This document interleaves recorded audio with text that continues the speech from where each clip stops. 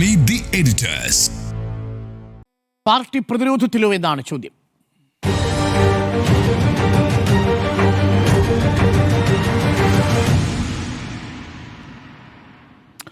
സ്മൃതി, ശബരിമല സ്വർണ്ണക്കൊള്ള ഒരു പുതിയ ഘട്ടത്തിലേക്ക് എത്തി നിൽക്കുന്നു. അന്നത്തെ ദേവസ്വം മന്ത്രിയായിരുന്ന കടകംപള്ളി സുരേന്ദ്രനെ ചോദ്യം ചെയ്യുന്നു. ഇപ്പോഴത്തെ അതായത് ഏറ്റവും ഒടുവിൽ ദേവസ്വം ബോർഡ് പ്രസിഡന്റായിരുന്ന PS പ്രശാന്തിൻ്റെ മൊഴിയെടുക്കുന്ന ഒരു വാർത്ത കൂടി ഇന്നിപ്പോൾ നമ്മൾ കണ്ടു.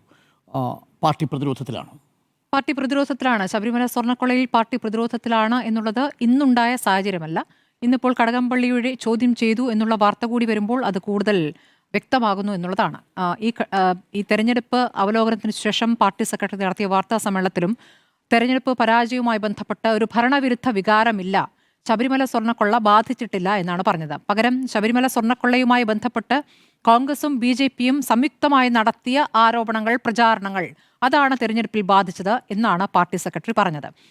അല്ലാതെ ശബരിമല സ്വർണ്ണക്കൊള്ളയുമായി ബന്ധപ്പെട്ട് ഇപ്പോൾ ജയിലിൽ കഴിയുന്ന, ഇപ്പോഴും പാർട്ടിയിൽ തുടരുന്ന ജില്ലാ കമ്മിറ്റി അംഗം അത് പാർട്ടിയിൽ തുടരുന്നത് എന്ത് എന്ന ചോദ്യത്തിന് വ്യക്തമായ, ജനങ്ങൾക്ക് ബോധ്യപ്പെടുന്ന ഒരു മറുപടി ഇതുവരെ പാർട്ടി സെക്രട്ടറിയിൽ നിന്ന് ഉണ്ടായിട്ടില്ല.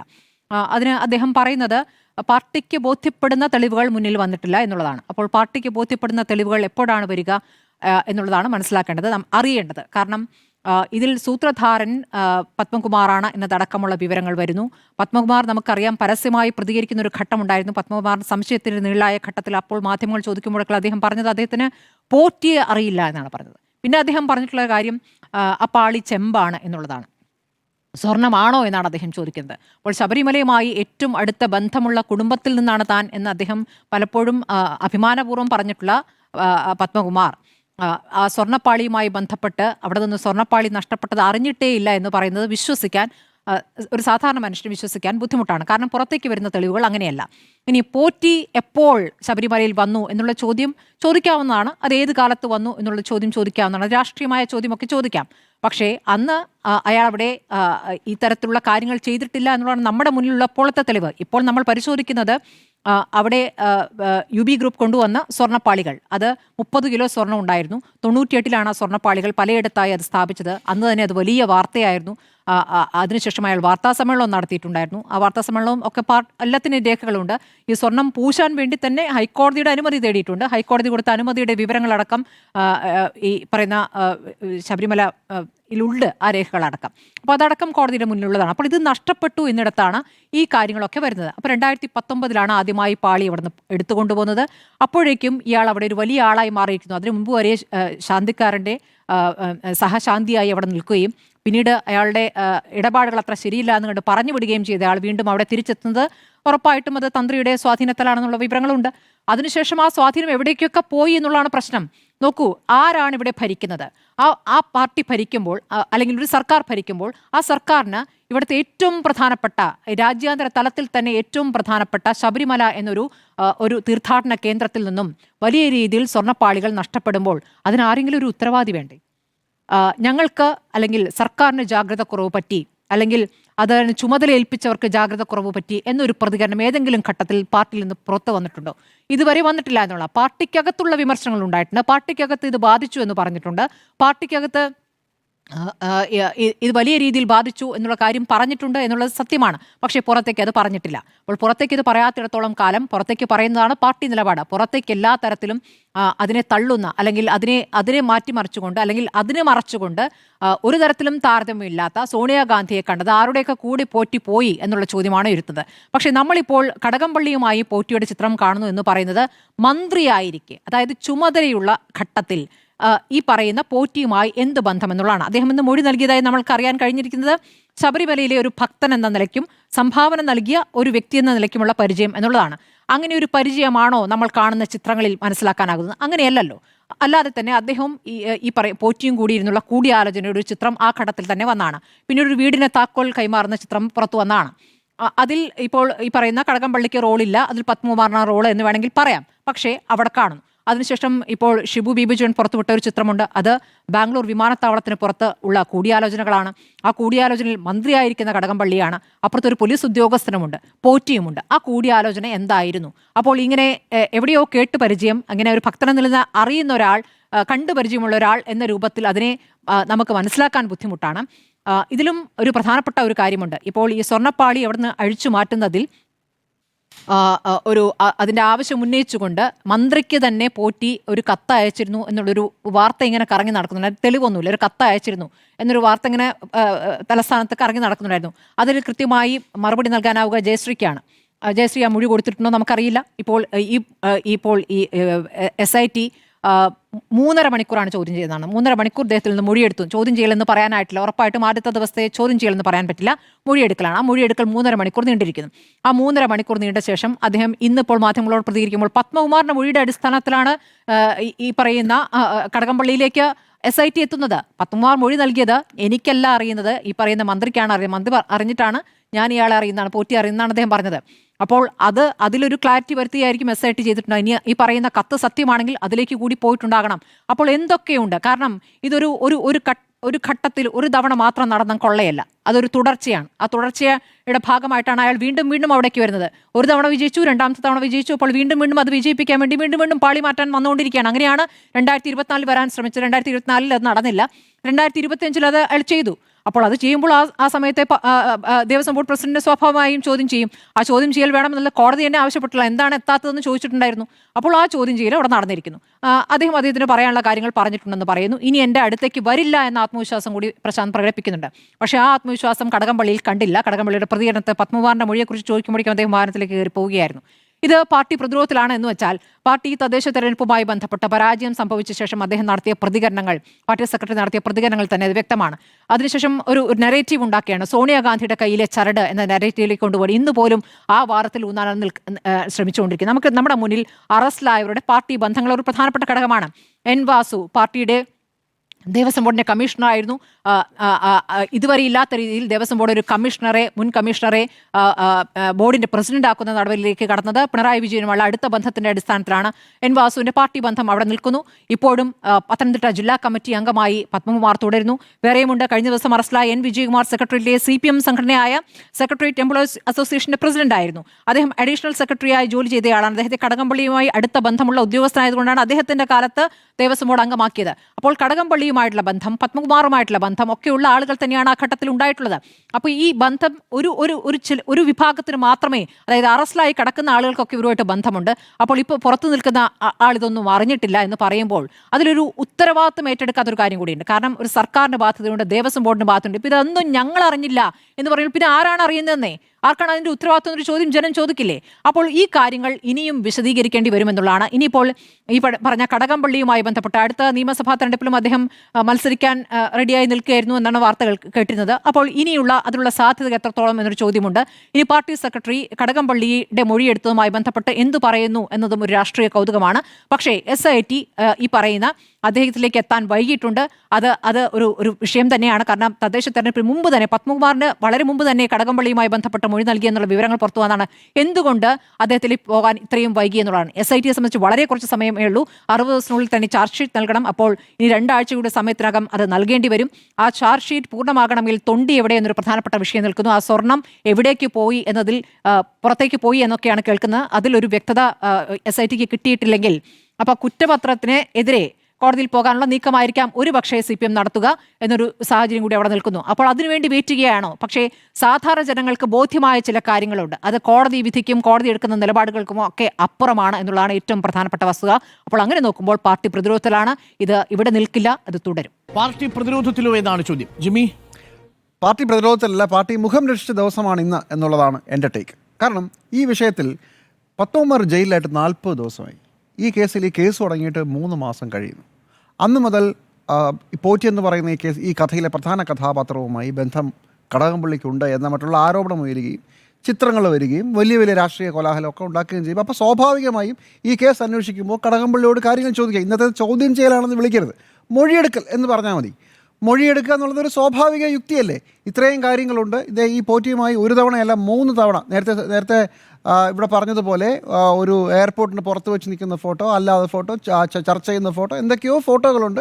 വേറെ ചില കഥകൾ കിടക്കുന്നുണ്ട്. അപ്പോൾ സ്വാഭാവികമായും കഥകളുടെ പേരിലെങ്കിലും എന്തുകൊണ്ടാണ് ഇത്രയും കാലം കടകംപള്ളിയെ ചോദ്യം ചെയ്യാതിരുന്നത് അല്ലെങ്കിൽ മൊഴിയെടുക്കാതിരുന്നത് എന്നുള്ളതായിരുന്നു ചോദ്യം. ആ ചോദ്യത്തിൽ നിന്ന് പാർട്ടി ഇന്ന് ഊരിപ്പോയ ദിവസമാണ്, സർക്കാർ ഊരിപ്പോയ ദിവസമാണെന്നാണ് കാണേണ്ടത്. പാർട്ടി പ്രതിരോധത്തിലല്ല, തിരിച്ച് പാർട്ടി രക്ഷപ്പെട്ട ദിവസം. അത് കടകംപള്ളി സുരേന്ദ്രൻ്റെ കാര്യത്തിൽ മാത്രമല്ല. ഇപ്പോൾ ദേവസ്വം ബോർഡ് പ്രസിഡൻ്റായിരുന്ന മുൻ ദേവസ്വം ബോർഡ് പ്രസിഡൻ്റായിരുന്ന പ്രശാന്തിൻ്റെ കാര്യത്തിൽ ഇത് തന്നെയാണ് വിഷയം. ഈ കേസ് എവിടുന്നാണ് തുടങ്ങുന്നത്? കേസ് തുടങ്ങുന്നത് ഹൈക്കോടതിയുടെ ദേവസ്വം ബെഞ്ച് പ്രശാന്ത് കാണിച്ചത് അതിഗുരുതരമായ ചട്ടലംഘനമാണ് എന്ന് പറഞ്ഞുകൊണ്ടാണ് ഈ കേസ് തുടങ്ങുന്നത്. അതിനുശേഷം സ്പെഷ്യൽ ഇൻവെസ്റ്റിഗേഷൻ ടീം രൂപീകരിച്ചതിന് ശേഷം ആദ്യത്തെ ഇടക്കാല ഉത്തരവിൽ കോടതി പേരെടുത്ത് പറയുന്നത് പ്രശാന്തിൻ്റെ ദേവസ്വം ബോർഡിനെ കുറിച്ചാണ്. അൺനെസസറി ഹേസ്റ്റ്, എന്തൊക്കെയോ വീണ്ടും ഇതുപോലെ നടക്കാനുള്ള കാര്യങ്ങൾ മറയ്ക്കാൻ വേണ്ടിയായിരുന്നോ എന്ന് കോടതി വളരെ പച്ചയ്ക്ക് ചോദിച്ചിട്ടുണ്ട്. ആ പ്രശാന്തിനെയും ഈ SIT ഇൻവെസ്റ്റിഗേഷൻ ഇത്രയും കാലം എത്തിയിട്ടും പ്രശാന്തിനെയും ചോദ്യം ചെയ്തിരുന്നില്ല. അപ്പോൾ ഈ രണ്ട് കാര്യത്തിലും ഇത്രയും കാലം പ്രതിരോധത്തിലായിരുന്നു പാർട്ടി സംവിധാനം അല്ലെങ്കിൽ സർക്കാർ. കാരണം SIT കോടതിയുടെ നിയന്ത്രണത്തിലാണെന്ന് പറയുമ്പോൾ എന്തുകൊണ്ടാണ് പിന്നെ SIT ഇത് ചെയ്യാതിരുന്നത്? കഴിഞ്ഞ ആഴ്ച രണ്ട് പ്രധാനപ്പെട്ട ഈ കേസിലെ പ്രതികളുടെ ജാമ്യ ഹർജി പരിഗണിക്കുക വരുമ്പോൾ മറ്റൊരു ബെഞ്ച് ഒരു വിഷയം ചോദിച്ചിട്ട്, നിങ്ങളെന്താണ് പത്മകുമാറിനെ അറസ്റ്റ് ചെയ്തു, മറ്റ് രണ്ടുപേരെ എന്താണ് അറസ്റ്റ് ചെയ്യാത്തതെന്ന് ചോദിച്ചു. ആ ചോദ്യം ഇന്ന് വീണ്ടും കോടതിയുടെ മുന്നിലേക്ക് ദേവസ്വം ബോർഡിൻ്റെ സ്പെഷ്യൽ ശബരിമല ബെഞ്ചിലേക്ക് SIT വീണ്ടും പോകുന്ന ദിവസം കൂടിയാണെന്ന്. ഇന്നത്തെ ദിവസത്തിൻ്റെ പ്രത്യേകത നോക്കണം. ഇന്ന് ചെല്ലുമ്പോൾ തലേ ദിവസം ശബരിമലയിലെ പത്മകുമാറിൻ്റെ ദേവസ്വം ബോർഡിലെ ഒരു പ്രധാനപ്പെട്ട ആളിനെ, വിജയകുമാറിനെ അറസ്റ്റ് ചെയ്തു.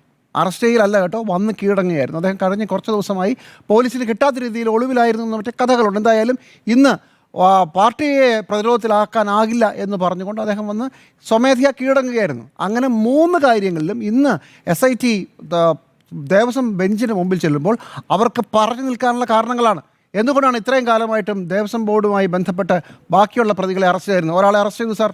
എന്തുകൊണ്ടാണ് P പ്രശാന്തിനെയും അതുപോലെ തന്നെ കടകംപള്ളി സുരേന്ദ്രനെയും, അന്നത്തെ മന്ത്രി, ആരോപണ വിധേയനായി വായുവിൽ പല കഥകൾ നിൽക്കുന്ന അയാളുടെ ചോദ്യം പോലും ചോദിക്കാത്തത് എന്തേ?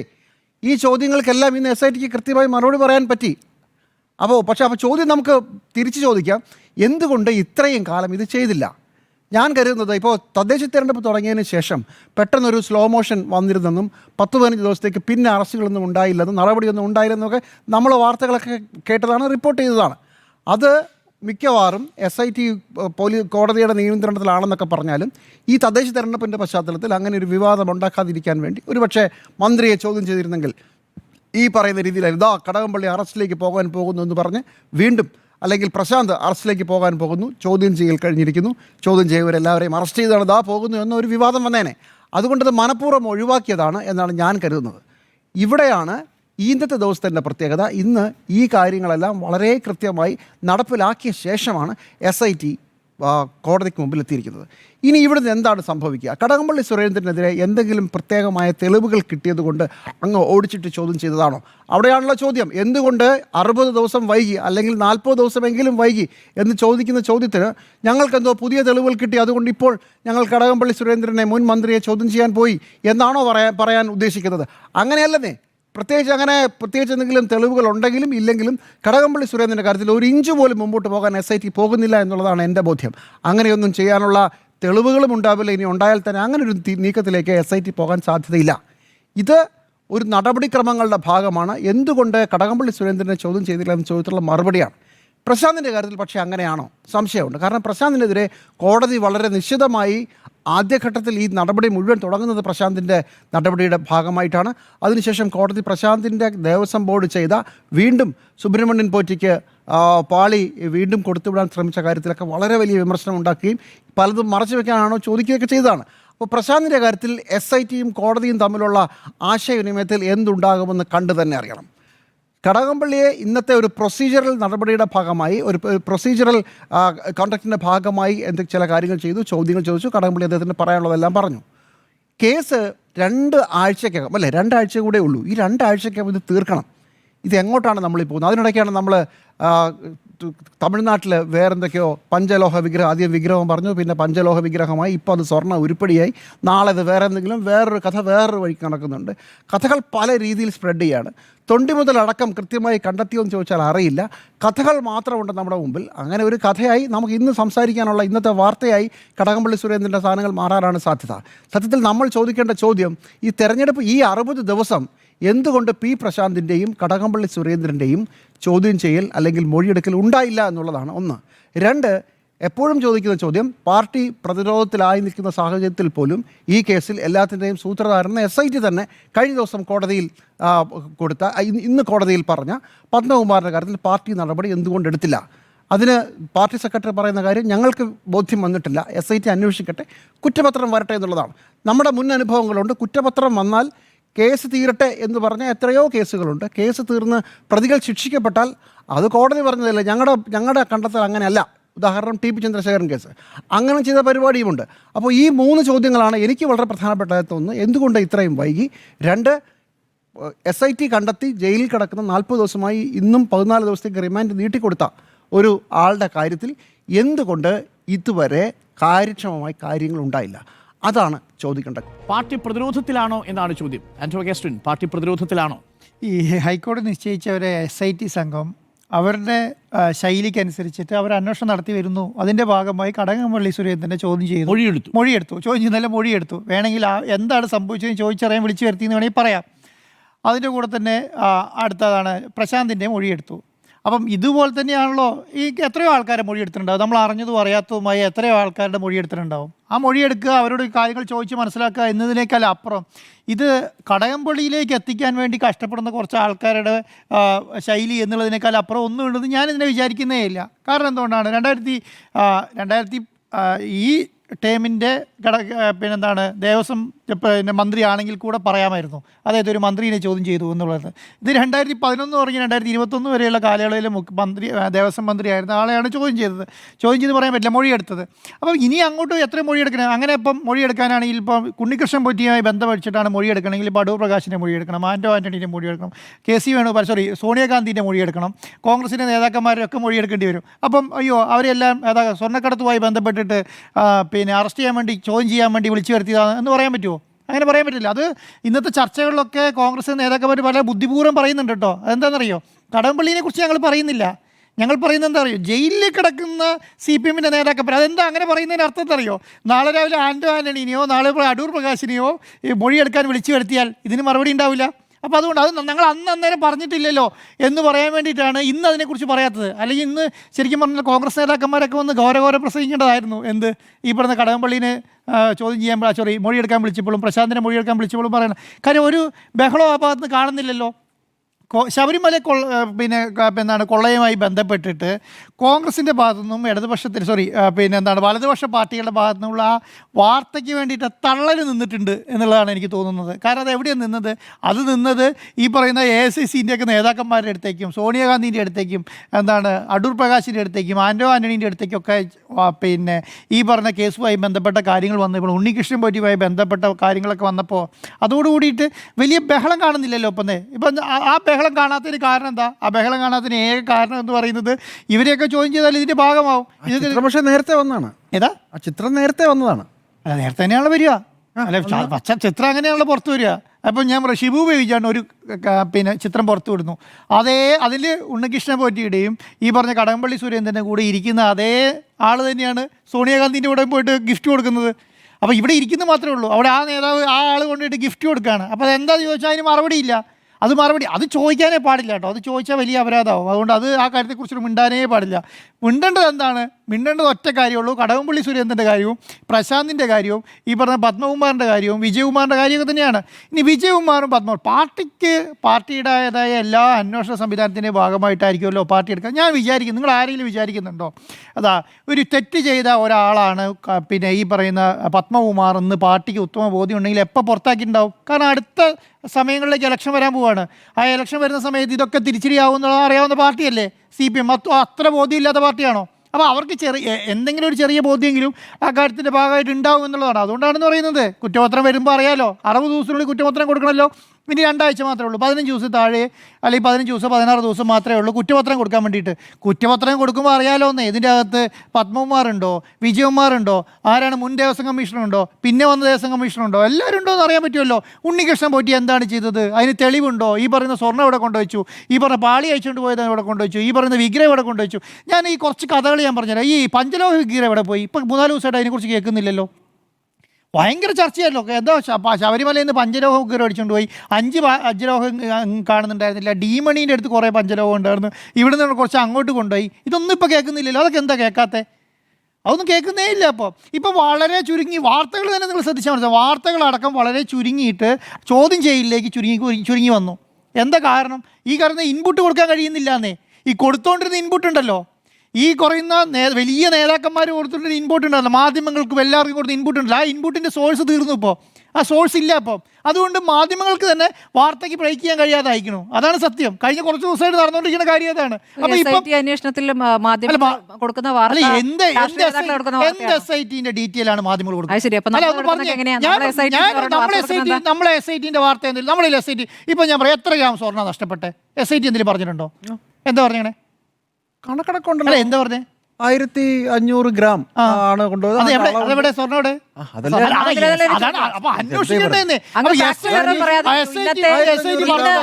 പ്രതിപക്ഷ നേതാക്കൾ മുഴുവൻ പ്രതികരിച്ചിട്ടുണ്ട്. SIT അന്വേഷണം വൈകിയതിനെ കുറിച്ച് പറഞ്ഞിട്ടുണ്ട്. വി.ഡി. സതീശൻ സണ്ണി ജോസഫ് പറഞ്ഞിട്ടുണ്ട്. അങ്ങ് കാണാത്തതെന്ന് പറയാൻ 15 ദിവസം. ഞാനൊരു ഉദാഹരണം പറയട്ടെ. കഴിഞ്ഞ ആഴ്ചത്തെ പ്രധാനപ്പെട്ട വാർത്ത എന്തായിരുന്നു? ഒരു വലിയ വ്യവസായി വരുന്നു, ആ വ്യവസായി പുതിയ കുറേ ഇൻപുട്ട് കൊടുക്കുന്നു, ആ വ്യവസായിനെ ചോദ്യം ചെയ്യുന്നു, ആ വ്യവസായിനെ സപ്പോർട്ട് ചെയ്യേണ്ടി വേറൊരു നേതാവ് വരുന്നു, അദ്ദേഹം കുറേ ഇൻപുട്ട് കൊടുക്കുന്നു. അത് കഴിഞ്ഞിട്ട് അത് വലിയ ദാവൂദ് മണി എന്താ സംഭവിച്ചത് പറഞ്ഞു കഴിഞ്ഞോ? അതാണ് പറയുന്നത്. അത് SIT അന്വേഷിക്കണേ, കോൺഗ്രസ് നേതാക്കന്മാരല്ലോ അന്വേഷിക്കുന്നത്. മനസ്സിലായി. അല്ല, ഒരു സംശയം. അതായത് ഇപ്പൊ ഇവിടെ നടക്കുന്ന കാര്യങ്ങളൊന്നും പ്രതിപക്ഷം മിണ്ടരുതെന്നാണോ? എന്ത്? അല്ല, എന്താ ഉദ്ദേശം? അങ്ങനെയാണെങ്കിൽ പ്രതിപക്ഷം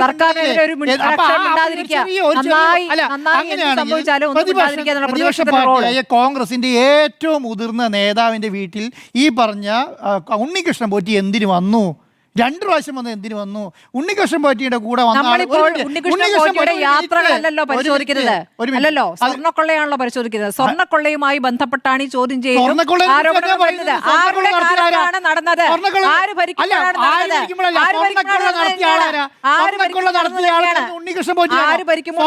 തന്നെയാണ് അവർക്ക് ഉത്തരവാദിത്തല്ലേ? സർക്കാർ ഉത്തരവാദിത്തല്ലേ? സർക്കാർ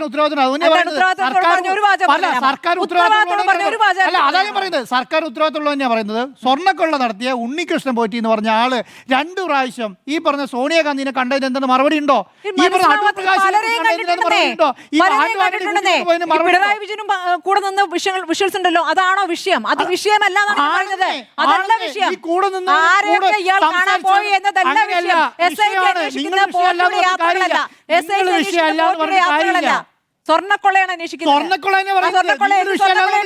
ഞാൻ പറയുന്നത് അറിയോ? നിങ്ങൾ സ്വർണം നഷ്ടപ്പെട്ടിട്ടുണ്ട്. ഈ സ്വർണം നഷ്ടപ്പെട്ട് അല്ലെങ്കിൽ കട്ടുകൊണ്ട് പോയി ഉണ്ണികൃഷ്ണൻ പോറ്റി എന്ന് പറയുന്ന ആള് ബന്ധപ്പെട്ട എല്ലാവരെയും ചോദ്യം ചെയ്യണം. അങ്ങനെയാണെങ്കിൽ ഈ പറഞ്ഞ ജനിച്ച കാലം മുതൽ നടന്ന സ്ഥലം മുഴുവൻ ജനിച്ച കാലം തുടങ്ങിയതല്ല. ഈ പറഞ്ഞ പറയുന്നതിന് എന്തെങ്കിലും ലോജിക്ക് വേണ്ട. ഭരണകാലത്ത് സ്വർണം മോഷണം പോയ കാലഘട്ടം മുതലുള്ള കാര്യം ആരാണ് ഇവിടെ ഭരിക്കുന്നത്? സോണിയാഗാന്ധിയെ കണ്ട ഡേറ്റ് എന്ന് പറ. സോണിയാഗാന്ധിയെ കണ്ട ഡേറ്റ് ആണോ വിഷയം? SIT അന്വേഷിക്കട്ടെ. ഇവിടെ അറസ്റ്റിലായി ജയിലിൽ കിടക്കുന്നതിനെ കുറിച്ച് മറുപടി പറയാതെ പോറ്റി പോയ വഴി കണ്ടുപിടിക്കാൻ നടക്കുന്നതിൽ വളരെ മോശമാണ്. ഇതിലാദ്യം മറുപടി പറഞ്ഞിട്ട് പറയാം. അല്ലല്ല, നിങ്ങൾ ആദ്യം അറസ്റ്റിൽ ജയിലിൽ കിടക്കുന്ന ആളുകളെ കുറിച്ച് ആദ്യം ഒരു ക്ലാരിറ്റി ഇല്ല. ക്ലാരിറ്റി വരട്ടെ എന്നാണ് വഴികൾ അല്ലല്ല, അത് വരുത്തേണ്ട ആളാരാ? SIT ആണ്. SIT വരുന്നത് വരെ, ചാർജ് ഷീറ്റ് ഫയൽ ചെയ്യുന്നത് വരെ ഈ പത്മകുമാറിനെതിരെ നടപടി ഉണ്ടാവില്ല. അല്ല, ഒരു മിനിറ്റ് പറയട്ടെ. അല്ല, പത്മകുമാറിനെതിരെ നടപടി ഉണ്ടാവില്ല. ആ നടപടി ഉണ്ടാവണമെങ്കിൽ പത്മകുമാർ എന്തെങ്കിലും ചെയ്തോന്ന് ഈ പറയുന്ന കുറ്റപത്രത്തിലുണ്ടെങ്കിൽ നടപടി എടുക്കുമെന്ന് പറഞ്ഞ പാർട്ടിയാണ് അല്ലേ? പക്ഷെ എന്താണെന്നറിയോ? ഒരക്ഷരം പോലെ എന്തിനാണ് 2 പ്രാവശ്യം പറഞ്ഞ സോണിയാഗാന്ധിനെ കണ്ടതിന് മറുപടിയില്ല? എന്തിനാണ് അടൂർ പ്രകാശ് കൂട്ടിക്കൊണ്ട് പോയതിന് മറുപടിയില്ല? എന്ത് ഗിഫ്റ്റാണ് കൊടുത്തതിന് മറുപടിയില്ല? ഇത് 2019 ശേഷമാണോ? ഈ സോണിയാഗാന്ധിനെ കണ്ടതിന് മറുപടിയില്ല. 2019 കണ്ടതിന് ശേഷമാണ്. കാരണം 2019 ശേഷമാണ് അടൂർ പ്രകാശ് MP ആയത് അല്ലേ? അതിനുശേഷമാണ് എനിക്ക് 2019 പോറ്റി അറിയുന്നതെന്ന് പറഞ്ഞിട്ട്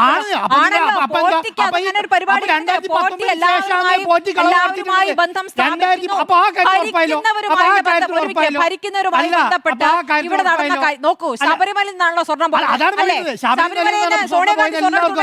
ശബരിമലയിൽ നിന്നാണ് എല്ലാവർക്കും പോയെന്ന് അറിയാം. 2019 ശേഷം അത്രയും പറഞ്ഞാൽ 2019 ശേഷമാണ് സോണിയാഗാന്ധിനെ കണ്ടത് ഉറപ്പായോ? അല്ല, അതാ പറഞ്ഞത്. 2019 ശേഷം ശേഷമാണ് സോണിയാഗാന്ധിനെ കണ്ടതെന്ന് ഉറപ്പായല്ലോ. അപ്പൊ അന്ന് അത് എന്തിനാ കണ്ടതെന്ന് പറഞ്ഞാൽ മതി. 2011 മുമ്പുള്ളത് വിട്ടോളൂ. 2019 എന്തിനാന്ന് എങ്ങനെ അറിയാനാണ്? എന്തിനാണെന്ന് എങ്ങനെ അറിയാനാണ്? CPM അല്ല, അതാണ് ഞാൻ പറഞ്ഞത്. ഇറ്റലിക്കാരി എന്ന വാദം ഉന്നയിക്കാനും നിഷേധിച്ചു എന്ന് പറയാനുള്ള ഒരു അതാണ് നിങ്ങൾ എന്തിനാ അങ്ങോട്ടൊക്കെ പോകുന്നത്. അതാണ് 2019 ശേഷമാണ് ഈ പറയുന്ന ഉണ്ണികൃഷ്ണൻ പോറ്റി സോണിയാഗാന്ധിനെ കണ്ടത്, ഗിഫ്റ്റ് കൊടുത്തത്. എന്തിനാണ് കൊടുത്തതെന്നും എന്ത് ഗിഫ്റ്റാ കിട്ടിയതെന്നും ഏത് ഡേറ്റിനാണ് വന്നതെന്നും മാത്രം പറഞ്ഞാൽ മതി. അതോടെ അവസാനിച്ചു. എന്തേ പറയാൻ പറ്റാത്ത ഒറ്റ ചോദ്യമുള്ളൂ. ഞാൻ പറഞ്ഞത്, നിങ്ങൾ പറഞ്ഞു കടകംപള്ളി സുരേന്ദ്രന്റെ കാര്യം പറയും, നിങ്ങൾ പിണറായി വിജയന്റെ കാര്യം നിങ്ങൾ പറയും, പത്മകുമാറിന്റെ കാര്യം നിങ്ങൾ പറയും, പ്രശാന്തിന്റെ കാര്യം പറയും, പക്ഷെ സോണിയാഗാന്ധിയുടെ കാര്യം പറയില്ല, അടൂർപ്രകാശിന്റെ കാര്യം പറയില്ല, ശബരിമലയെ കുറിച്ചാണ് ചർച്ച. ശബരിമലയിൽ പോറ്റിനെ എന്തിനു കണ്ടു എന്ന് പറഞ്ഞാൽ മതി. ഈ പറഞ്ഞ ശബരിമലയിൽ നിന്ന് സ്വർണം കട്ട പോറ്റിനെ എന്തിന് സോണിയാഗാന്ധിയും അടൂർ പ്രകാശും ആന്റോ ആന്റണിയും കണ്ടു എന്ന് പറഞ്ഞാൽ മതി. അത് ചോദിക്കാനും പാടില്ല, അത് പറയാനും പാടില്ല. പക്ഷെ എന്ത് എന്താ പറഞ്ഞ സ്മൃതി മാഡം പറഞ്ഞു.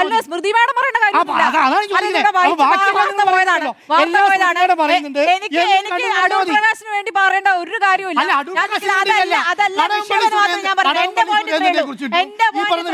എന്റെ പോയിന്റ് ഇത്രയേ ഉള്ളൂ. ബാലിശമാണ് അതിന് പിന്നാലെ പോകുന്നത്. ഇവിടെ ആരുടെ ഭരണകാലത്ത് ഈ സ്വർണ്ണമോഷണം നടന്നിരിക്കുന്നു? ഇതിലൊരു സർക്കാരിന് ഉത്തരവാദിത്തമുണ്ടോ? ഞങ്ങളുടെ കാലത്ത് ഇത് നടന്നു എന്നതിന്റെ ഒരു ഉത്തരവാദിത്തമുള്ള ഒരു വാചകം കേട്ടിട്ടുണ്ടെങ്കിൽ കുഴപ്പമില്ല. അല്ലല്ല, സർക്കാർ നിയോഗിച്ച പാർട്ടിയുടെ നോമിനികളായി എത്തിയിരിക്കുന്ന പറ്റില്ലല്ലോ. പാർട്ടി കോടതി നടത്താൻ പറ്റില്ലോ. ഹൈക്കോടതിയുടെ നേതൃത്വത്തിൽ ഒരു SIT അന്വേഷിക്കുന്നുണ്ട്. ആ അന്വേഷണത്തിന്റെ ഭാഗമായിട്ട് കടകംപള്ളിനെ ചോദ്യം ചെയ്തു, പ്രശാന്തിനെ ചോദ്യം ചെയ്തു, 3 പേര് ജയിലിലുണ്ട്. പക്ഷെ എന്താണ്, കോൺഗ്രസിന്റെ കാര്യം പറയുമ്പോൾ മാത്രം അതിന് മറുപടിയില്ല. അത് ഏത് ഡേറ്റാന്ന് പറയില്ല, എന്താണ് കിട്ടിയെന്ന് പറയില്ല, എന്തിനാണ് കണ്ടതെന്ന് പറയില്ല, അടൂർ പ്രകാശിനെ കണ്ടത് ചോദിക്കാൻ പാടില്ല, ഈ ആന്റോ ആന്റണിയെ കണ്ടത് ചോദിക്കാൻ പാടില്ല. അപ്പൊ ഇത്രയേ ഉള്ളൂ. കടകംപള്ളിയുടെ മൊഴിയെടുത്ത വാർത്ത വരുമ്പോഴും സോണിയാഗാന്ധിയുടെ ചരട് അന്വേഷിക്കാൻ പോകുന്നതിൽ ചരടല്ല 2019 മുൻപാണെന്നാ പറയുന്നത്. ഈ അല്ല, അതാ പറയുന്നത്. ചരട് 2019 മുൻപാന്ന് പറയുന്നു. ഈ ഗിഫ്റ്റ് കിട്ടി 2019 ശേഷമാണെന്ന് പറയുന്നത്. അതൊന്ന് പറഞ്ഞാൽ മതി, അത് പറഞ്ഞാൽ മതി. ഓക്കെ, പാർട്ടി പ്രതിരോധത്തിലായോ എന്നുള്ളതാണ് ചോദ്യം. ശബരിമലയുമായി ബന്ധപ്പെട്ട് പാർട്ടി പ്രതിരോധത്തിലല്ല എന്ന് തന്നെയാണ് എൻ്റെ ടേക്ക്. 3 കാര്യങ്ങളാണ്. ഒന്ന്, ചരിത്രത്തിലൂടെ നിങ്ങൾ കടന്നു വന്നാലും ശബരിമലയുടെ വികസന പദ്ധതികളിൽ CPM-ഉം ഇടതുപക്ഷവും അധികാരത്തിലിരുന്നപ്പോൾ നടത്തിയതിനോളം വികസന പ്രവർത്തനങ്ങൾ മറ്റൊരു കക്ഷിയും നടത്തിയിട്ടില്ല. അഥവാ കോൺഗ്രസ് അധികാരത്തിലിരിക്കുമ്പോൾ നടത്തിയിട്ടില്ല എന്നുള്ളത് ചരിത്രപരമായ വസ്തുതയാണ്. ശബരിമലയിലേക്ക് നമ്മൾ ദർശനം നടത്താൻ പോകുമ്പോൾ പമ്പയിൽ നിന്ന് മല ചവിട്ടി കടന്നു പോകുമ്പോൾ ഒരു റോഡുണ്ട്. ആ റോഡിൻ്റെ പേര് ചന്ദ്രാനന്ദൻ റോഡ് എന്നാണ്. ആരാണ് ഈ ചന്ദ്രാനന്ദൻ എന്നറിയാമോ? ചന്ദ്രാനന്ദൻ, PK ചന്ദ്രാനന്ദൻ എന്ന് പറയുന്നത് പുന്നപ്ര വയലാറിൻ്റെ വളരെ പ്രിയപ്പെട്ട പോരാളിയാണ്. അദ്ദേഹം ഒരു കറകളഞ്ഞ കമ്മ്യൂണിസ്റ്റുകാരനാണ്. ആ ചന്ദ്രാനന്ദൻ്റെ പേരിൽ എന്തിനാണ് റോഡിട്ടതെന്നറിയാമോ? പമ്പയിൽ നിന്ന് സന്നിധാനത്തേക്ക് പോകുമ്പോൾ ഭക്തർക്ക് സുഖമായി പോകുന്നതിന് വേണ്ടിയിട്ടുള്ള പാതയൊരുക്കുക മാത്രമല്ല ഈ PK ചന്ദ്രാനന്ദൻ ചെയ്തത്. എന്നാണ് PK ചന്ദ്രാനന്ദൻ ദേവസ്വം ബോർഡിൻ്റെ തലപ്പത്ത് വരുന്നതെന്നറിയാമോ? 1967 കാലത്താണ്. അന്ന് EMS നമ്പൂതിരിപ്പാട് അധികാരത്തിൽ വരുമ്പോൾ അന്ന് ദേവസ്വം ബോർഡിലെ ജീവനക്കാർക്ക് നാട്ടുകാർ കടം കൊടുക്കാത്തൊരു സാഹചര്യം ഉണ്ടായിരുന്നു. എന്താ കാരണം എന്നറിയോ? അവർക്ക് ശമ്പളം കിട്ടാത്ത സാഹചര്യം. ആ ശമ്പളം കിട്ടാത്ത സാഹചര്യം ഉണ്ടാക്കി വെച്ച പാർട്ടിയുടെ പേരേതാണെന്നറിയാമോ? അന്ന് കോൺഗ്രസ് പാർട്ടിയാണ്. പക്ഷേ 1967 പാർട്ടി EMS നമ്പൂതിരിപ്പാടിൻ്റെ നേതൃത്വത്തിലുള്ള പാർട്ടി അധികാരത്തിലെത്തുമ്പോൾ ശബരിമലയുടേതടക്കമുള്ള വിഷയങ്ങളിൽ PK ചന്ദ്രാനന്ദനും അന്ന് പ്രാക്കുളം ഭാസി എന്ന് പറയുന്ന അന്നത്തെ RSPയുടെ നേതാവ്, ആ പ്രാക്കുളം ഭാസിയും അടക്കമുള്ളവർ നടത്തിയ ഇടപെടലുകൾ ചരിത്രത്തിൽ ഇടം പിടിച്ചിട്ടുണ്ട്. അവരെന്തൊക്കെയാണ് ചെയ്തതെന്നറിയാമോ? അതിൽ ഏറ്റവും പ്രധാനപ്പെട്ട കാര്യങ്ങളിലൊന്ന് ഈ പറയുന്ന ശബരിമലയിലെ വികസന പദ്ധതിയുമായി ബന്ധപ്പെടുത്തിക്കൊണ്ടുള്ള ആദ്യത്തെ ഈ വികസന പരിപാടി ആദ്യം കൊണ്ടുവരുന്നത് ഈ പ്രാക്കുളം ഭാസിയും ഈ PK ചന്ദ്രാനന്ദനുമാണ്. വഴി നിർമ്മിച്ചു കൊടുത്തു എന്നുള്ളത് മാത്രമല്ല, ഈ അന്ന് നിലയ്ക്കൽ വരെ വണ്ടി പോവില്ല. അപ്പോൾ വണ്ടി പോവാത്തത് കൊണ്ട് ശബരിമലയിലെ ദേവസ്വം ബോർഡിൻ്റെ അധികാരികൾ തന്നെ മുൻകൈയെടുത്ത് 2 ബസ് വാങ്ങിയാണ് അത്രയും ദൂരമെങ്കിലും ഈ യാത്രക്കാരെ കൊണ്ടുപോകാനുള്ളൊരു സാഹചര്യം ഒരുക്കുന്നത്. അന്ന് കേവലം 2 ലക്ഷം ആളുകളാണ് മണ്ഡലകാലത്തും മകരവിളക്കിലും ആ കാലഘട്ടത്തിൽ മാത്രം സന്നിധാനത്തേക്ക് എത്തിക്കൊണ്ടിരുന്നത്. ഇന്ന് ഒരു ദിവസം സന്നിധാനത്ത് എത്തിയത് എത്ര പേരാണെന്ന് അറിയാമോ? 1,07,000 ആളുകളാണ്. ഇതാ ഞാനിപ്പോൾ കണക്ക് പരിശോധിക്കുകയായിരുന്നു. ഇന്നത്തെ ഏറ്റവും ഒടുവിലുള്ള കണക്ക് കൂടി വരുമ്പോൾ 332.77 കോടി രൂപയാണ് ശബരിമലയിൽ ഇക്കുറിയുള്ള നടവരവ് എന്ന് പറയുന്നത്, മൊത്തം വരുമാനം എന്ന് പറയുന്നത്. ഇത് ചരിത്രത്തിൽ ഏറ്റവും ഉയർന്നതാണ്. ചരിത്രത്തിൽ ഏറ്റവും ഉയർന്ന വരവ് ശബരിമലയിൽ രേഖപ്പെടുത്തിയ വർഷമാണിത്. 297 കോടി രൂപയായിരുന്നു കഴിഞ്ഞ വർഷം. 1967 2 ലക്ഷം പേര് വന്നിടത്ത് ഇപ്പോൾ എത്തുന്ന മനുഷ്യരുടെ എണ്ണം നോക്കൂ, 32 ലക്ഷം 36 ലക്ഷം ആളുകളാണ്. ഈ 32 ലക്ഷം ആളുകളാണ് ഈ കുറി മണ്ഡലമാസത്തിൽ 41 ദിവസം കൊണ്ട് വന്നത്. ഇനി ഈ മകരവിളക്ക് കൂടി കഴിയുമ്പോഴേക്ക് അത് 50 ലക്ഷം കടക്കും, അഥവാ 45 ലക്ഷമെങ്കിലും കടക്കാനുള്ള സാധ്യതയുണ്ട്. അപ്പോൾ അവിടെ മുതൽ ഇങ്ങോട്ട് എങ്ങനെയാണ് ഇടതുപക്ഷം ഭരിച്ചിരുന്ന സന്ദർഭങ്ങളിലെല്ലാം ശബരിമലയുമായി ബന്ധപ്പെട്ട മാസ്റ്റർ പ്ലാനുകൾ തയ്യാറാക്കിയത്? ഇപ്പോൾ ശബരിമലയിൽ 10 ദിവസത്തെ ഒരു ഉത്സവമുണ്ട്, ഉത്രം മുതൽ ആറാട്ട് വരെ നീണ്ടു നിൽക്കുന്ന ഉത്സവം. ആ ഉത്സവത്തിനടക്കമുള്ള പരിപാടികൾ നടത്തിയിരുന്നതും ആറാട്ടുത്സവം തുടങ്ങുന്നതും ഈ ഇടതുപക്ഷ സർക്കാരിൻ്റെ കീഴിലാണ്. ഞാനിത് പറഞ്ഞു വന്നത് എന്തിനാണെന്നറിയാമോ? ശബരിമലയെ നശിപ്പിക്കാൻ ഇടതു പാർട്ടിയും CPM-ഉം വലിയ രീതിയിലുള്ള കൊള്ള നടത്തുന്നു എന്ന പ്രചരണം അവാസ്തവമാണെന്നും ചരിത്രത്തിന് നിരക്കാത്തതാണെന്നും പറയാൻ വേണ്ടി പറഞ്ഞു എന്നേ ഉള്ളൂ. അത് വരുമാനത്തിൻ്റെ കണക്കിൽ മാത്രമല്ല, അടിസ്ഥാന സൗകര്യ വികസനത്തിൻ്റെ കാര്യത്തിലടക്കം. എന്തിനേറെ ശബരിമലയുടെ ഖ്യാതി മറ്റു സംസ്ഥാനങ്ങൾ, ദക്ഷിണേന്ത്യൻ സംസ്ഥാനങ്ങളിലേക്ക് എത്തിച്ചത് ഈ PK ചന്ദ്രാനന്ദനും സംഘവും ചേർന്ന് നടത്തിയ, ഈ പാക്കുളം ഭാസിയും ഒക്കെ ചേർന്ന് നടത്തിയ അയ്യപ്പ ജ്യോതി എന്ന് പറയുന്ന ദക്ഷിണേന്ത്യൻ സംസ്ഥാനങ്ങളിലെ വലിയ ക്യാമ്പയിനിലൂടെയാണ്. ആ ക്യാമ്പയിനിലൂടെ കൂടിയാണ് ദക്ഷിണേന്ത്യയിൽ കൂടുതൽ ആളുകൾ ശബരിമലയെക്കുറിച്ച് അറിയാനും ശബരിമലയിലെ ദർശനത്തിന് വേണ്ടി വരാനും തുടങ്ങിയത് എന്നാണ് ചരിത്രത്തിൽ രേഖപ്പെടുത്തിയിരിക്കുന്നത്. പിന്നീടത് ഇതേ പേരിൽ തന്നെ 2018 വലതുപക്ഷ സംഘടനകൾ ഒരു അയ്യപ്പ ജ്യോതി പ്രയാണം എന്ന് പറയുന്ന സംഭവമൊക്കെ സംഘടിപ്പിച്ചിട്ടുണ്ട്. അപ്പോൾ ഞാൻ പറഞ്ഞു വന്നത്, പാർട്ടി ശബരിമലയുമായി ബന്ധപ്പെട്ട വിഷയത്തിൽ പാർട്ടിയുടെ നേതാക്കൾക്കോ പാർട്ടിക്കോ ഇത് വിശദീകരിക്കുന്നതിന് ഒരു തരത്തിലുള്ള ബുദ്ധിമുട്ടുമില്ല എന്നുള്ളതാണ്. എന്നാൽ ഇവിടെ സംഭവിച്ചിരിക്കുന്നത് എന്താ? ഇനി നമ്മൾ ഈ സ്വർണ്ണക്കൊള്ളയുമായി ബന്ധപ്പെട്ട വിഷയത്തിലേക്ക് വന്നാൽ, കടകംപള്ളി സുരേന്ദ്രൻ്റെ മൊഴിയെടുത്തു, PS പ്രശാന്തിൻ്റെ മൊഴിയെടുത്തു.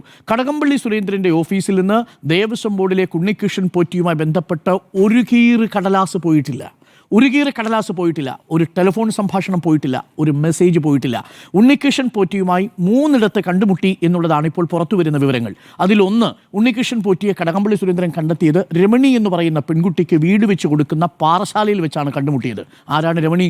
ഏറ്റുമാനൂരിലെ ഈ സ്റ്റീഫൻ എന്ന് പറയുന്ന കള്ളനെ പിടിച്ചു കൊടുത്ത രമണിക്ക് വേണ്ടി ദേവസ്വം ബോർഡ് വെച്ച് കൊടുത്ത വീടിന്, അത് ദേവസ്വം ബോർഡാണ്, ദേവസ്വം വകുപ്പല്ല, ദേവസ്വം ബോർഡ് വെച്ച് കൊടുത്ത വീടിന് ആ സമയത്ത് സ്പോൺസർഷിപ്പിലുണ്ടായിരുന്നത് ഉണ്ണികൃഷ്ണൻ പോറ്റിയാണ്. അത് ദേവസ്വം വകുപ്പുമായി ഒരു ബന്ധവുമില്ല. ഉണ്ണികൃഷ്ണൻ പോറ്റിയുമായി ആ സമയത്തും കടകംപള്ളി സുരേന്ദ്രൻ ഒരു ബന്ധവുമില്ല, സ്വന്തം മണ്ഡലത്തിൽ പോലുമല്ല. ഇതാണ് ഒരു സന്ദർഭം. രണ്ടാമത്തെ സന്ദർഭം എന്ന് പറയുന്നത് ഈ ബാംഗ്ലൂരിൽ വെച്ച്, എയർപോർട്ടിൽ വെച്ച് കണ്ടു എന്ന് പറയുന്നതാണ്. ബാംഗ്ലൂരിലെ ശ്രീരാമപുരം എന്ന് പറയുന്ന ക്ഷേത്രത്തിലെ പൂജാരിയായി എന്നറിയപ്പെടുകയും എന്തിന് സോണിയാഗാന്ധി അടക്കം കാണുകയും എല്ലാ നേതാക്കളുമായി അടുത്ത ബന്ധം സ്ഥാപിക്കുകയും വ്യവസായികളുമായിട്ട്, ഭീമയുമായിട്ട് അടുത്ത ബന്ധം ഉണ്ടായിരുന്ന ആളാണ് ഇയാൾ. ഇയാൾക്ക് കേരളത്തിലെ കലാകാരന്മാരുമായിട്ട് ബന്ധമുണ്ടായ ആളായിരുന്നയാൾ. ആന്റണിയുമായി ബന്ധമുണ്ടായിരുന്ന ആളാണ് ഇയാൾ. 2019 ശേഷം അടൂർ പ്രകാശുമായിട്ട് ഏറ്റവും അടുത്ത സൗഹൃദം അഥവാ അറിയാമായിരുന്ന ആളാണ്. അദ്ദേഹത്തിൻ്റെ പരിപാടിക്ക് അടൂർ പ്രകാശ് പോയത് അടൂർ പ്രകാശ് എന്ന് സമ്മതിക്കുന്നുണ്ട്. അപ്പോൾ ആ നിലയിൽ മാത്രമേ കടകംപള്ളി സുരേന്ദ്രനും അറിയാമായിരുന്നുള്ളൂ. മാത്രമല്ല, നമ്മുടെ മുന്നിൽ ഏതെങ്കിലും ഒരാൾക്ക് സമ്മാനം കൊടുക്കുന്നതായിട്ട് ഉണ്ണികൃഷ്ണൻ പോറ്റിയുടേതായിട്ട് വന്നിരിക്കുന്ന ചിത്രം നിർഭാഗ്യവശാൽ അത് സോണിയാഗാന്ധിയുടേതാണ്. ഞാൻ ഈ കാര്യത്തിൽ സോണിയാഗാന്ധിയെയോ അടൂർ പ്രകാശിനെയോ ആന്റണിയോ ഈ സ്വർണ്ണക്കൊള്ളയുമായി ബന്ധപ്പെടുത്തിയ ചർച്ചയിൽ ഏതെങ്കിലും തരത്തിൽ അവരതിൻ്റെ ഗുണഭോക്താക്കളാണെന്നോ അവർ ഏതെങ്കിലും തരത്തിൽ ഉണ്ണികൃഷ്ണൻ പോറ്റിയെ സഹായിച്ചുവെന്നോ വാദമുള്ളയാളെയല്ല. അതേ വാദം തന്നെയാണ് എനിക്ക് കടകംപള്ളി സുരേന്ദ്രൻ്റെ കാര്യത്തിലുമുള്ളത്, PS പ്രശാന്തിൻ്റെ കാര്യത്തിലുമുള്ളത്. ഇനി പത്മകുമാറിൻ്റെ കാര്യത്തിലും, എന്നാൽ ഇപ്പോൾ പോയ വിജയകുമാറിൻ്റെ കാര്യത്തിലും ഞാൻ ഉറപ്പ് പറയുന്നു, ഒരു തരി പോലും സ്വർണ്ണത്തിൻ്റെ ഒരാനുകൂല്യവും വിജയകുമാർ സ്വന്തമാക്കിയെന്ന് ഞാൻ വിശ്വസിക്കുന്നില്ല. കാര്യം അയാൾ അങ്ങേയറ്റം ആ അർത്ഥത്തിൽ വളരെ പ്രവർത്തിച്ചൊരു പഞ്ചപാവ മനുഷ്യനാണെന്നുള്ളതാണ് ഞാൻ മനസ്സിലാക്കുന്നത്. വിജയകുമാറിൻ്റെ കാര്യത്തിൽ, ഇനി പത്മകുമാറിൻ്റെ കാര്യത്തിൽ സംഭവിച്ചിരിക്കുന്നത്, പാർട്ടി വിലയിരുത്തിയിരിക്കുന്നത് ഭരണപരമായ വീഴ്ചയാണോ സംഭവിച്ചിരിക്കുന്നത്? പത്മകുമാർ നാം ഇതുവരെ സംസാരിച്ച വിഷയത്തിൽ നിന്നും പത്മകുമാർ ഉണ്ണികൃഷ്ണൻ പോറ്റിയുമായി ബന്ധപ്പെട്ട ഇടപാടിൽ 1 രൂപ ലാഭമുണ്ടാക്കി എന്നുള്ളൊരു വിവരം പുറത്തു വന്നിട്ടില്ല. ഭരണപരമായ വീഴ്ചയെക്കുറിച്ച് പറയുന്നുണ്ട്. ദേവസ്വം മാനുവൽ തിരുത്തി എന്നുള്ളൊരു മൊഴി ഇപ്പോൾ വിജയകുമാർ കൊടുത്തതായിട്ട് SITയുടേതായിട്ട് പുറത്തു വന്നിട്ടുണ്ട്. ചാർജ് ഷീറ്റ് വരുമ്പോൾ മാത്രമേ നമുക്ക് അറിയത്തുള്ളൂ അതെങ്ങനെയാണ് ദേവസ്വം മാനുവൽ തിരുത്താൻ കഴിയുക, ദേവസ്വം ബോർഡ് അംഗത്തിന് എങ്ങനെയാണ് ദേവസ്വം മാനുവൽ തിരുത്താൻ കഴിയുക എന്നൊരു പ്രധാനപ്പെട്ട ചോദ്യം ഉണ്ടല്ലോ. അതൊരു ചട്ടത്തിൻ്റെ കൂടി സ്വഭാവം ഉണ്ടാവുമല്ലോ ദേവസ്വം മാനുവലിന്. അപ്പോൾ മിനിറ്റ്സ് ആയിരിക്കും തിരുത്തിയിട്ടുണ്ടാവുക. മാനുവൽ തിരുത്തി എന്നാണ് ഇന്ന് വന്നിരിക്കുന്ന വാർത്ത. മാനുവൽ അത് മിനിറ്റ്സ് ആണ്. മിനിറ്റ്സിൽ സ്വാഭാവികമായിട്ടും അതിൽ ചെമ്പുപാളി എന്ന് പച്ച ലെറ്ററിൽ എഴുതിയിരിക്കുന്നു. പക്ഷേ ആ റെഫറൻസ് എങ്ങനെയാണ് വന്നത്? മുരാരി ബാബു കൊടുത്ത സെക്രട്ടറിയായ ജയശ്രീ കൊടുത്തിരിക്കുന്ന കത്തിൽ പറഞ്ഞിരിക്കുന്നത്, അതായത് ഈ മിനിറ്റ്സിന്റെ ഉത്ഭവസ്ഥാനം എന്ന് പറയുന്നത് അവിടെയാണ്. പക്ഷേ അവിടെ ഈ പത്മകുമാറിന് തന്റെ അതെ ആദ്യം കൊടുക്കുന്നത് ജയശ്രീയാണ്, മുരാരി ബാബുവാണ്. മുരാരി ബാബു കൊടുക്കുന്നതനുസരിച്ച് ജയശ്രീ കൊടുക്കുന്നതനുസരിച്ചാണ് മിനിറ്റ്സിൽ അത് ചെമ്പുപാളി എന്ന് വെട്ടി എഴുതിയിരിക്കുന്നതായി SITയുടെ രേഖയിലുള്ളത്. SIT ഇപ്പോൾ കോടതിയിൽ പറഞ്ഞിരിക്കുന്നു അതാണ്. എന്നാൽ ഇത് ഉണ്ണികൃഷ്ണൻ പോറ്റിയുടെ കയ്യിൽ കൊടുത്തുവിടണം എന്ന് എഴുതിയിരിക്കുന്നത് ജയശ്രീ ആണ് എന്നുള്ളതാണ് പത്മകുമാറിന്റെ വാദം. മറിച്ചൊരു വാദം പത്മകുമാറിന്റെ ഇതില്ല എന്ന് തന്നെയാണ് ഈ ഘട്ടത്തിൽ നമ്മൾ മനസ്സിലാക്കുന്നത്. ഇതിന്റെയൊക്കെ ആകത്തുകയായി ഇതൊരു കൊള്ള നടന്നിട്ടുണ്ടെങ്കിൽ, ഏതെങ്കിലും തരത്തിൽ ഇതൊരു ഗൂഢാലോചന നടത്തി സാമ്പത്തിക ലാഭം ഉണ്ടാക്കിയിട്ടുണ്ടെങ്കിൽ ഇതിന്റെ തൊണ്ടി മുതലോ ഇതുമായി ബന്ധപ്പെട്ട എന്തെങ്കിലും ലാഭവിഹിതമോ ഉണ്ണികൃഷ്ണൻ പോറ്റിയിൽ നിന്ന് പത്മകുമാർ കണ്ടെത്തണമല്ലോ. എന്തെങ്കിലും സാമ്പത്തിക ഇടപാടുകൾ ഉണ്ണികൃഷ്ണൻ പോറ്റിയുമായി ഈ പത്മകുമാർ നടത്തിയതായിട്ട് നാം ഇതുവരെ ഇപ്പോൾ തെളിവ് വന്നിട്ടുണ്ടോ? ഏതെങ്കിലും തരത്തിലുള്ള ഭൂമി ഇടപാടുകളുടെ രേഖകൾ പുറത്തു വന്നിട്ടുണ്ടോ? ആ വീട്ടിലുള്ള മുഴുവൻ സാധനങ്ങളും SIT റെയ്ഡ് ചെയ്തല്ലോ. റെയ്ഡ് ചെയ്ത് കൊണ്ടുപോയതിനു ശേഷം ആദ്യഘട്ടത്തിൽ പുറത്തു വന്ന വാർത്ത ഉണ്ണികൃഷ്ണൻ പോറ്റിയുടെ റിയൽ എസ്റ്റേറ്റുമായി ബന്ധപ്പെട്ട് ചില ഇടപാടുകൾ നടത്തിയിട്ടുണ്ടെന്നാണ്. അവാസ്തവമാണ്. അങ്ങനെ ഒരു ഇടപാടും നടത്തിയിട്ടില്ല. ഇയാൾ ആ വീട്ടിൽ അന്തി ഉറങ്ങിയിട്ടില്ല എന്നുള്ള വസ്തുതയും ഇപ്പോൾ പുറത്തു വരുന്നു. അപ്പോൾ ആദ്യഘട്ടത്തിൽ മാധ്യമങ്ങളിലൂടെ വന്ന വാർത്തകളിൽ പലതും അടിസ്ഥാനരഹിതമാണ്. അത് വാർത്തയുടെ ഒരു ഘട്ടത്തിൽ അതൊക്കെ സംഭവിക്കാം. കഥകളുണ്ടാവും. ഇതുമായി ബന്ധപ്പെട്ട് ഒരുപാട് ചർച്ചകൾ സംഭവിക്കാൻ സാധ്യതയുണ്ട്. അപ്പോൾ നിജസ്ഥിതി എന്താണെന്ന് അറിയണമെങ്കിൽ കുറ്റപത്രം വരേണ്ടതുണ്ട്. കുറ്റപത്രത്തിൽ വരുമ്പോഴാണ് പത്മകുമാറിന് സംഭവിച്ചിരിക്കുന്നത് 3 തരത്തിലുള്ള വീഴ്ചകൾ സംഭവിക്കാൻ സാധ്യതയുണ്ട്. ഒന്ന്, സ്വർണ്ണക്കൊള്ളയിൽ ഉണ്ണികൃഷ്ണൻ പോറ്റിയുമായി പങ്കുചേർന്ന് വലിയ ലാഭം ഇയാൾ ഉണ്ടാക്കിയിട്ടുണ്ട് എന്നുണ്ടെങ്കിൽ അതിലൊരു സാധ്യതയുണ്ടെങ്കിൽ. രണ്ടാമത്തത്, ഇതൊരു ഭരണപരമായ വീഴ്ച മാത്രമാണെങ്കിൽ, അതായത് ഒരു ക്രിമിനൽ നെഗ്ലിജൻസ് എന്ന് തന്നെ വിശേഷിപ്പിക്കാം. ഉത്തരവാദിത്തപ്പെട്ടയാൾ ഉദ്യോഗസ്ഥന്മാരുടെ ഈ നീക്കം അറിയാതെ പോയിട്ടുണ്ട് എന്നുണ്ടെങ്കിൽ. 3, ഉണ്ണികൃഷ്ണൻ പോറ്റിയെ മുൻനിർത്തിക്കൊണ്ട് മറ്റേതെങ്കിലും തരത്തിലുള്ള വ്യവഹാരങ്ങളോ സാമ്പത്തിക ലാഭമോ ഈ പത്മകുമാർ നേടിയിട്ടുണ്ടെങ്കിൽ. ഈ 3 സാധ്യതകളെ നമ്മുടെ മുന്നിലുള്ളൂ. സ്വർണ്ണക്കൊള്ള തന്നെ വേണമെന്നില്ല. മറ്റേതെങ്കിലും തരത്തിലുള്ള അനുബന്ധ വഴിപാടുകളുമായി ബന്ധപ്പെട്ട് ലാഭം ഉണ്ടാക്കിയിട്ടുണ്ടോ? ഇക്കാര്യത്തിലും വ്യക്തത വന്നിട്ടില്ല. അപ്പോൾ പിന്നെ എങ്ങനെയാണ്? അതാണ് അതായത് നമ്മൾ ഇപ്പോൾ സംസാരിക്കുന്ന ഈ നിമിഷം നമ്മുടെ മുന്നിലുള്ളത് ഭരണപരമായ വീഴ്ച എന്ന കാര്യം മാത്രമാണ്.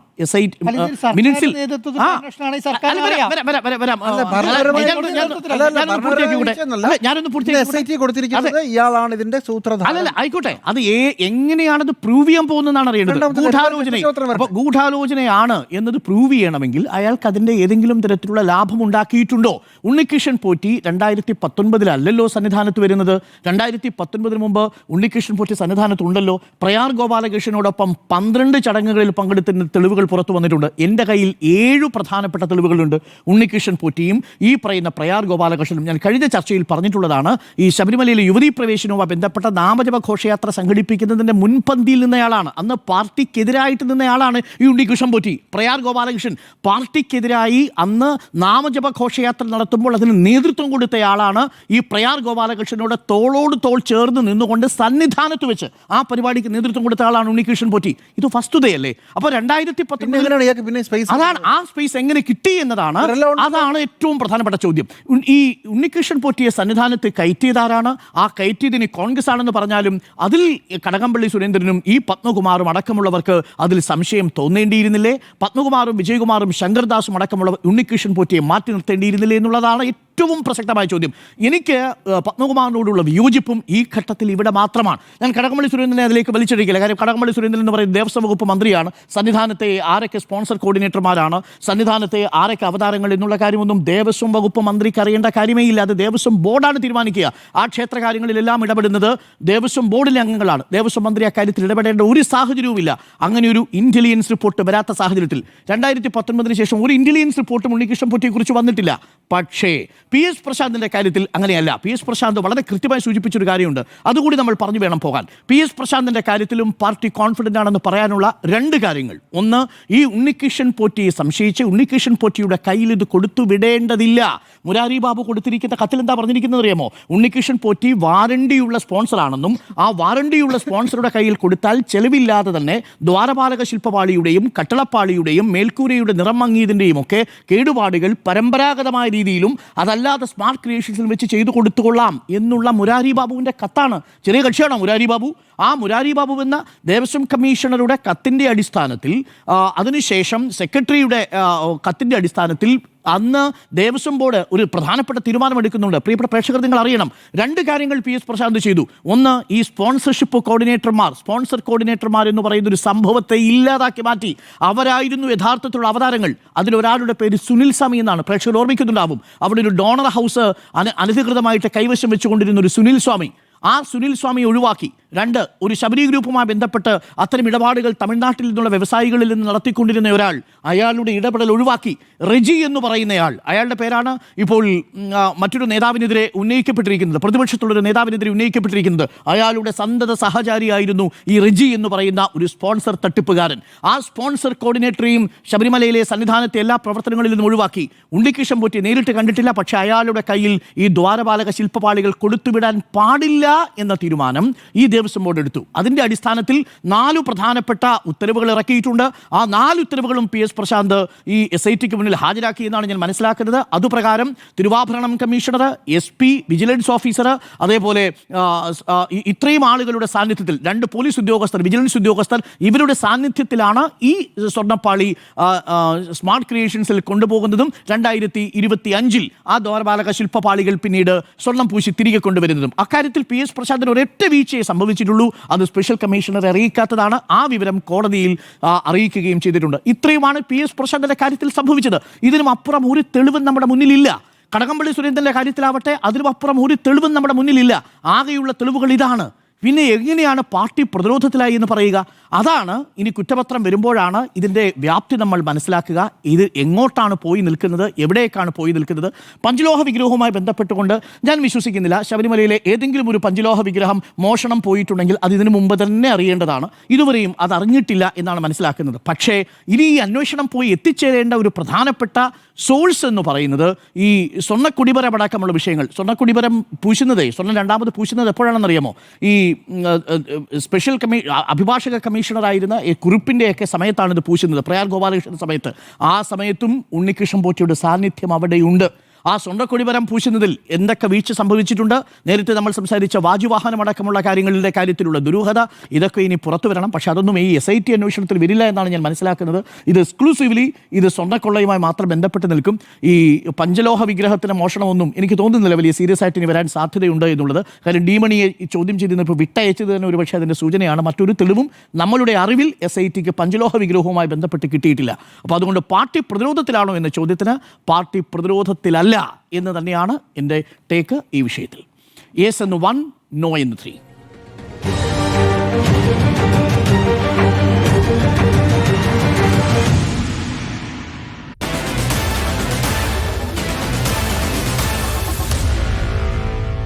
Meet the editors.